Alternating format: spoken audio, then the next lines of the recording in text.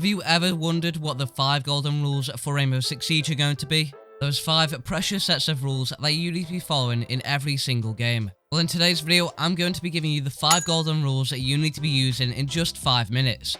And some of you may already be using these rules, but you don't even know what they are called or how to specifically implement them into your game. So let's take a look. If this video does help you out, be sure to drop a like on the video, and let's dive into these 5 rules. Rule number 1 is going to be the 50-50. In a lot of situations in Siege, when you are going to be taking a gunfight, you need to be weighed up on whether it is a viable option. I'm sure we've all been in that position where we aren't sure whether to take the gunfight or not. The question is, how do you know if you should take the gunfight? That's where the 50-50 rule comes into play. If you do find yourself unsure on whether to take a gunfight, you need to be using the 50-50 rule now. Now, what you want to be doing is weighing up the odds, weighing up whether you are going to win this gunfight. Is it really worth it to give up all the map control that you have gained to go ahead and peek it and potentially die? Is it really worth that, or is that kill going to help you out? Those are going to be the 2 things that you need to be starting to put into play.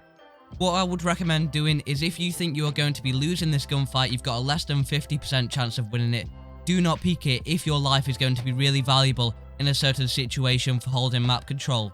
If it is going to be a higher than 50% chance, then go ahead and feel free to peek it. Now remember, this is just the basics of this rule, therefore there are going to be a lot of other factors that will come into play with it, so just use it as a general guideline. The next rule is going to be, don't focus on your stats. If you are constantly checking your KD in the round, or whether your rank KD has gone up at the end of a game, or checking on your profile picture, completely leave it out. What it's going to be doing is getting into your head. If you find yourself to be down a few kills in a certain match and you get a negative KD, you might start playing greedy. And then this is going to cause you to start playing in a different style. You won't be playing for that win, and it could cost your team that game. So whatever you do, do not let it get to the point where the stats are getting into your head and affecting how your gameplay is going to be coming out. What I would recommend to do instead is leave the stats behind and focus on getting that win for the team. The third rule is a more commonly known rule, and that is going to be, time will always win.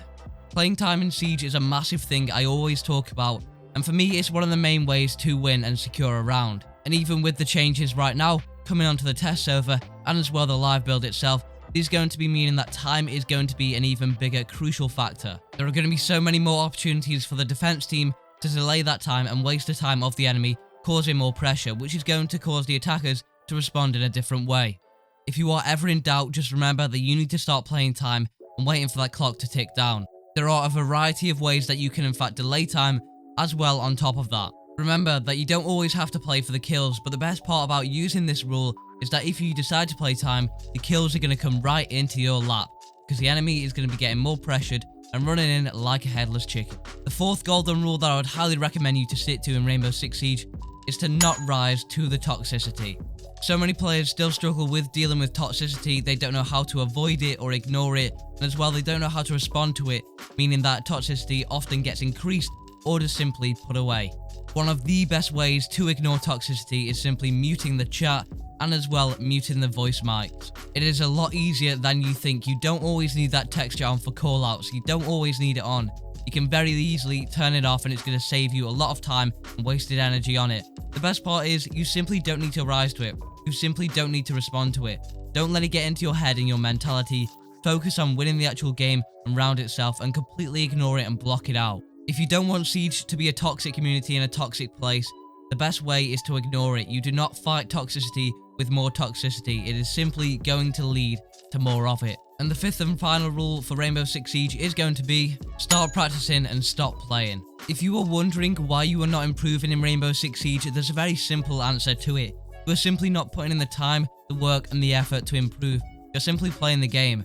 Going into a quick match, messing around, isn't going to help you to improve. Putting the work in T-Hunt, in custom games, analysing strategies, taking notes down will help you to improve. This doesn't mean you can't have fun, by no means. Have all the fun you want. But if you really want to improve and you are sat there complaining whilst you aren't going to be putting in that work and time to improve, then really, that's your answer right there. I hope this video did help you all out with the 5 golden rules for Rainbow Six Siege. If it did, be sure to drop a like on the video, and as well, subscribe for more tips and tricks videos just like this one. I hope you all have an incredible rest of your day, and I will catch you guys in the next one. Bye bye.